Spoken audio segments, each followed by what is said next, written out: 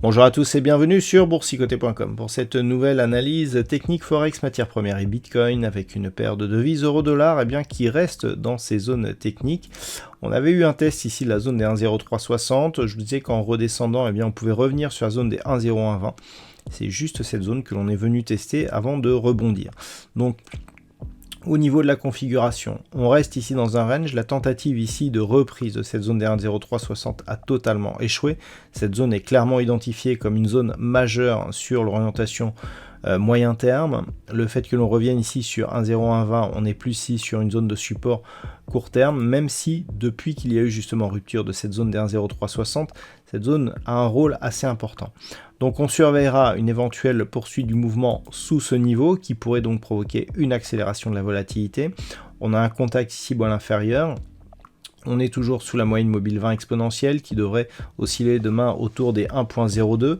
Tant que l'on reste sous cette zone, globalement, le risque est baissier avec donc, en cas de cassure ici de cette zone des 1,0120, une possible accélération en direction de la zone de parité. Ce n'est qu'au-delà ici des 1,02 que l'on pourrait continuer à avoir un biais neutre, donc globalement entre 1,0120 ici et 1,0280, zone de résistance intermédiaire à l'intérieur de ce range.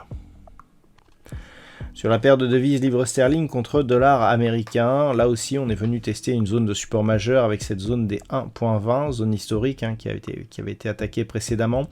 Là aussi on est dans un range entre ce niveau des 1.20 et cette zone des 1.2270. La zone des 1,2270 avait testé donc la semaine dernière et puis on est revenu ici chercher cette zone de support, donc on est toujours ici à l'intérieur de ce range. Pour l'instant le risque est plutôt baissier puisque comme sur l'euro dollar on a ici un contact bol inférieur suivi d'un retour ici sous la moyenne mobile 20 exponentielle qui semble agir encore une fois comme résistance.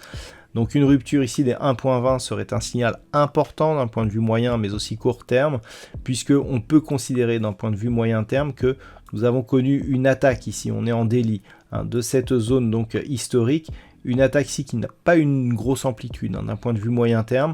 Certes on est revenu au-dessus de cette zone, mais par contre en cas de deuxième tentative, là clairement les choses pourraient aller beaucoup plus vite en direction de niveaux largement inférieurs des 1.18 sur lesquels on s'était quasiment arrêté lors de la première tentative. Donc attention à cette zone des 1.20 qui est mise sous pression depuis ici que nous avons cette dynamique baissière qui a provoqué une rupture ici de ce niveau intermédiaire et intraday des 1.2070.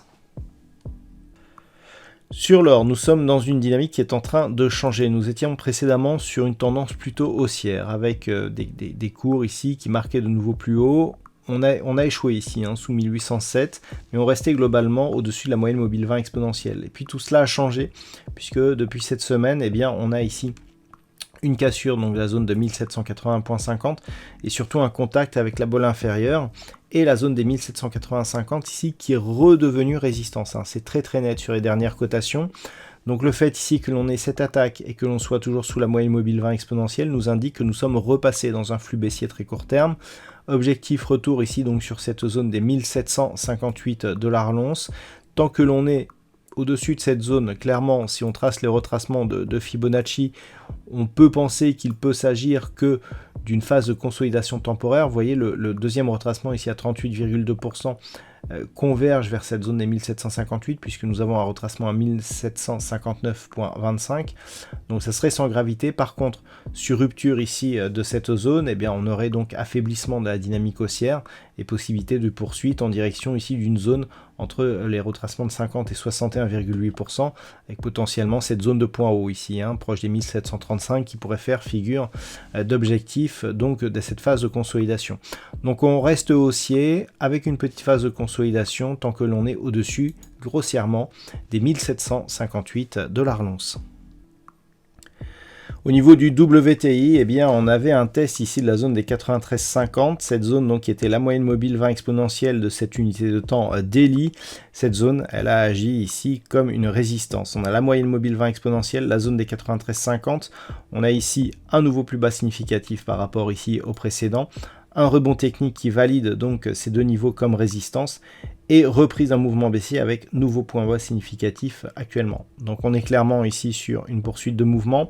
Le nouvel objectif eh bien, se trouve être sur la prochaine zone de support intermédiaire qui se situe à 84 $ le baril.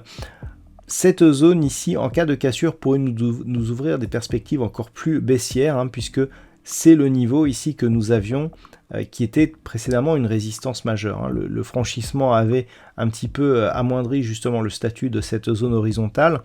Clairement, une forte réaction ici sur ce niveau nous laisserait un petit biais haussier d'un point de vue moyen terme. Cette ancienne zone de résistance ici qui se transforme en support, d'un point de vue moyen-long terme, on resterait haussier. Par contre, en cas de rupture de cette zone des 84, clairement, on serait sur un potentiel retournement. Déjà qu'ici, nous avons deux points hauts significatifs, alors quasi équivalents, mais lorsque l'on regarde bien, eh bien, le deuxième est inférieur. Si on part du principe que l'on a cassé ici le point bas intermédiaire entre ces deux points hauts, on est déjà dans une tendance baissière, qui pourrait être donc confirmée, voire même amplifiée par une éventuelle rupture justement de cette zone des 84 $ le baril. Si cette zone venait à céder, on pourrait viser un retour moyen terme entre cette zone des 84 et ce support majeur ici des 65,20 $ le baril, donc à surveiller vraiment cette zone ici des 84 $ le baril. Et on termine avec le Bitcoin qui est en phase estivale. On a très peu de volatilité.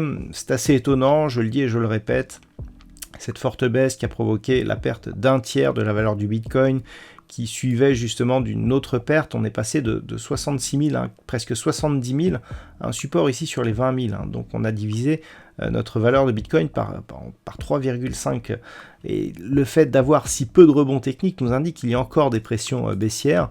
Si peu de volatilité, on n'a même pas de remontée ici, même lorsque le Nasdaq remonte fortement. Donc clairement, il y a un gros message. C'est-à-dire que on n'arrive même pas ici à atteindre une zone à 25 500 $ pour un Bitcoin. Cette zone ici qui était le point bas lors de la première attaque ici qui avait provoqué un retour sur la zone des 30 000. Première attaque ici, on est approximativement ici sur 25 400, 500. On est à peine venu au contact de cette zone et on se stabilise. Donc pour l'instant, ça reste baissier d'un point de vue moyen terme. Si cette zone venait à être à devenir résistance, eh bien, on serait tout à fait dans la lignée ici du support qui se transforme en résistance et donc qui appelle une poursuite du mouvement. Pour détecter cette poursuite de mouvement, il faudrait, après avoir atteint ici cette zone de point, revenir rapidement sur la zone des 20 000 $ pour un Bitcoin.